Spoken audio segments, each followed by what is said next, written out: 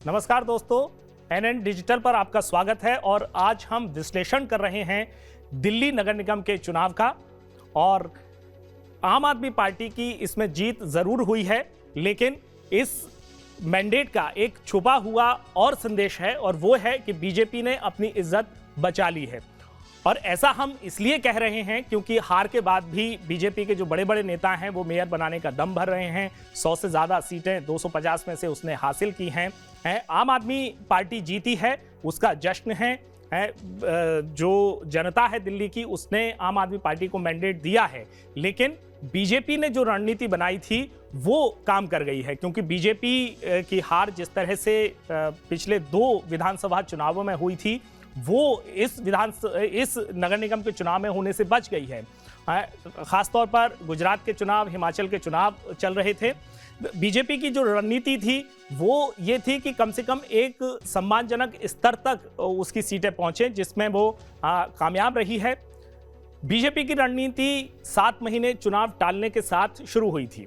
दरअसल ये चुनाव इसी साल अप्रैल में होने थे, लेकिन जबरदस्त एंटी इनकम्बेंसी थी। बीजेपी के इंटरनल सर्वे हुए, उसमें ये बात सामने आई कि अगर अभी चुनाव होते हैं तो बहुत करारी हार होगी, क्योंकि जो पार्षद थे उनसे लोगों का जो गुस्सा है वो बहुत ज़्यादा था। और इसकी वजह ये थी कि 2017 के चुनाव में जब एमसीडी के चुनाव हुए थे और बीजेपी उसमें जीती थी, तब बीजेपी ने उस वक्त सारे नए लोगों को टिकट दिया था। पिछले 5 साल में जो नए लोग जीत कर के आए थे, एमसीडी के तमाम पदों पर बैठे थे, वहाँ उनकी अनुभवहीनता भी दिखाई दी। जो भ्रष्टाचार की शिकायतें थीं वो भी बहुत ज़्यादा रही थीं। इसके अलावा 3 एमसीडी थीं, उनको 1 किया गया। मकसद ये था कि जब गुजरात के चुनाव हों, हिमाचल के चुनाव हों, उस वक्त ये एमसीडी के चुनाव कराए जाएं। उसके पीछे एक वजह ये भी रही कि आम आदमी पार्टी गुजरात में भी पैर पसार रही थी, वहाँ पर भी अपनी जो दम है वो दिखा रही थी और अच्छा खासा उसने माहौल भी बनाया था। तो एक तो अरविंद केजरीवाल और उनकी पार्टी को दिल्ली में अटका कर रखना था। दूसरा, इस 7 महीनों के बीच में एमसीडी में जो डैमेज हुआ था उसको कंट्रोल करना था, जिसमें काफ़ी हद तक जो बीजेपी है वो कामयाब रही। 3 एमसीडी को 1 किया गया, लेकिन इसके साथ ही जो वार्ड हैं उनका डिलिमिटेशन फिर से किया गया। डिलिमिटेशन किया गया, वार्डों की जो सीमाएं हैं वो बदली गई और उसमें जो आम आदमी पार्टी भी आरोप लगा रही है और उसमें सच्चाई भी है। जो राजनीति को करीब से जानते हैं दिल्ली की, उसमें ये फैक्ट निकल कर के सामने आए हैं कि जो आम आदमी पार्टी के स्ट्रांग होल्ड थे, वहां पर डिलिमिटेशन के जरिए जब डिलिमिटेशन हुआ तो उसमें वो स्ट्रांग होल्ड टूटे हैं। जो पिछले विधानसभा चुनाव में जिस तरह की थंपिंग मेजॉरिटी आई थी जिन सीटों पर, उस वोट बैंक को डिवाइड कर दिया गया। तो ये एक बड़ा मुद्दा रहा।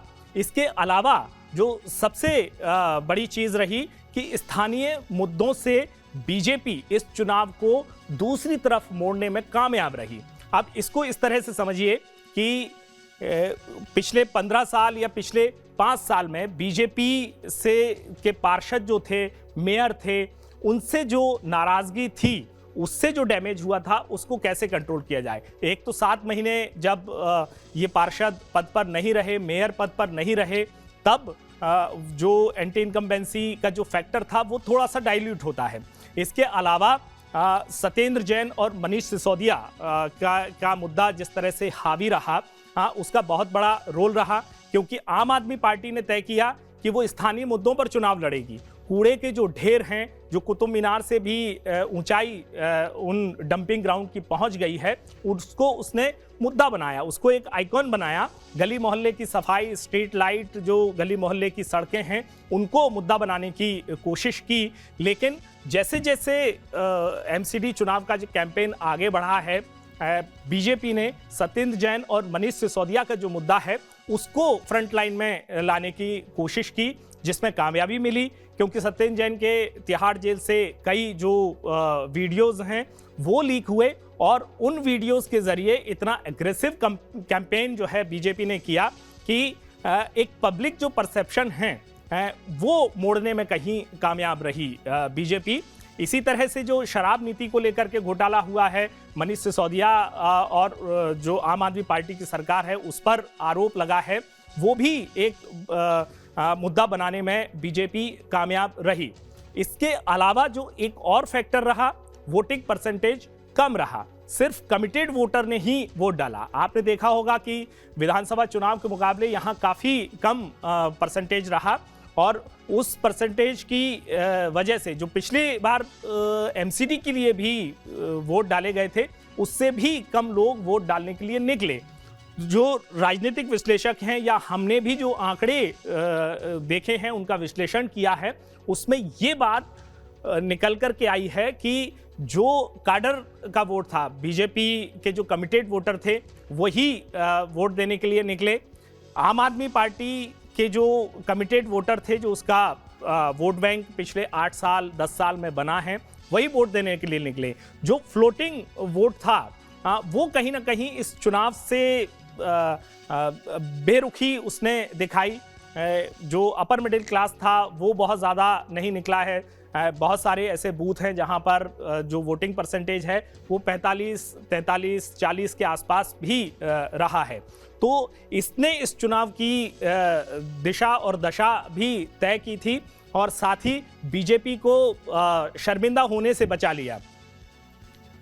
एक और जो फैक्टर है वो जितने भी वोटर वोट डाले हैं उन्होंने तय करके डाला था कि आप किसको वोट डाल रहे हैं। वो कहीं इन मुद्दों से, कहीं जो आरोप प्रत्यारोप से उससे डिगा नहीं। जो आरोप प्रत्यारोप और जिस तरह के वीडियोस और परसेप्शन बना उससे वोटर बेरुख हुआ और उसने जो जिस पर इसका असर पड़ सकता था वो वोट डालने ही नहीं गया। हाँ, यही वजह है कि बीजेपी के 10 और कांग्रेस के 180 जो उम्मीदवार हैं उनकी जमानत जब्त हुई है। अब इसका कनेक्शन कैसे है, इसको इस तरह से समझते हैं कि जो वोटर था बीजेपी को जो पसंद करता है या बीजेपी वो कुछ भी हो जाए वो बीजेपी को ही वोट देगा, वही वहां पर गया। कांग्रेस का जो वोटर है वो पूरी तरह से शिफ्ट हो चुका है केजरीवाल की तरफ और उसने जो केजरीवाल की जो नीति है या केजरीवाल की जो स्कीम है उस पर ही भरोसा किया है। तो इसीलिए आम आदमी पार्टी के जो उम्मीदवार हैं उनकी जमानत जब्त होने का जो आंकड़ा है वो बहुत कम है या नगण्य है। इसके अलावा एक और जो फैक्टर रहा है जिस पर बीजेपी अरविंद केजरीवाल को घेरने में और अरविंद केजरीवाल का जो एक वोट बैंक था, जो मुस्लिम वोटर था, वो उससे छिटकाने में कामयाब रही है। क्योंकि गुजरात में भी आपने देखा है, दिल्ली के पिछले विधानसभा चुनाव में भी देखा है, जब शाहीन बाग पर अरविंद केजरीवाल को बहुत प्रवोक किया गया था लेकिन उन्होंने शाहीन बाग के धरने को लेकर के कुछ नहीं बोला।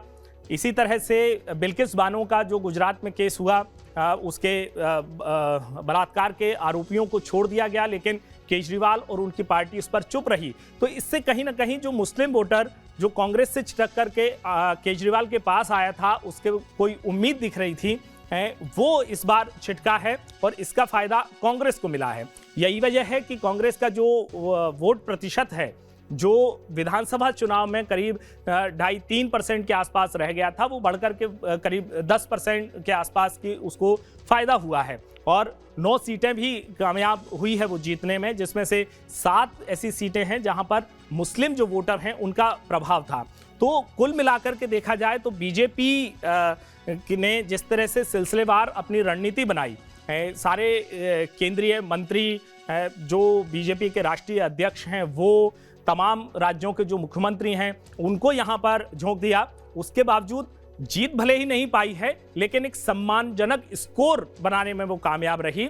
और इसलिए हम कह रहे हैं कि ये चुनाव बीजेपी हार जरूर गई है, जिसकी उसको आशंका भी थी, जिसको लेकर के पब्लिक परसेप्शन भी था, जिसको लेकर के तमाम जो राजनीतिक पंडित हैं वो भी अनुमान लगा रहे थे और ये फैक्ट भी था कि जिस तरह से जनता में नाराजगी थी लेकिन उसके बावजूद भी 104 सीट 100 का आंकड़ा पार कर लेना ये बीजेपी की इज्जत बचने जैसा ही है। तो ये है एमसीडी चुनाव का पोस्टमार्टम जिसमें हमने बात बीजेपी की है, वो इसलिए की है क्योंकि बीजेपी ने एमसीडी चुनाव पर बहुत फोकस किया। सारे अपने जो बड़े नेता हैं, स्टार कैंपेनर हैं, उनको झोंक दिया था। जीत भले ही नहीं मिली है, लेकिन एक सम्मानजनक स्कोर खड़ा करने में बीजेपी कामयाब रही। और चूंकि दिल्ली का जो सिस्टम है एमसीडी का, वो इस तरह का है कि यहाँ पर मेयर का चुनाव हर साल होता है, मतलब 5 साल में 5 मेयर बनेंगे। तो ऐसे में उसके लिए संभावनाओं के जो द्वार हैं वो अभी भी खुले हुए हैं, क्योंकि जो मार्जिन है, जीत का मार्जिन है, भले ही वो 9 पार्षद बहुमत के आंकड़े से आम आदमी पार्टी के पास ज़्यादा हैं, लेकिन जो बीजेपी के बड़े नेता हैं वो बयान दे रहे हैं। भले ही इस वक्त वो पॉसिबल नहीं लग रहा है, संभव नहीं लग रहा है कि बीजेपी अपना मेयर बना ले, लेकिन एक उसने गुगली जरूर फेंक दी है। और वो इसलिए फेंक पाई है क्योंकि उसके पास 100 से ज्यादा पार्षद हैं। तो ये था आज का विश्लेषण। अगले विश्लेषण में फिर मिलेंगे, तब तक के लिए नमस्कार।